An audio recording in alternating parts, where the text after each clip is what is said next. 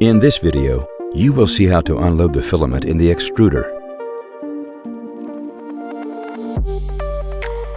First, click on the filament section. Next, click on left extruder or right extruder, depending on which one you would like to unload the filament. Next, click on Unload. Nozzles will be heating up to allow the gears to remove the residual filament from the extruder to the garbage collector and clean the nozzle with nozzle waste remover.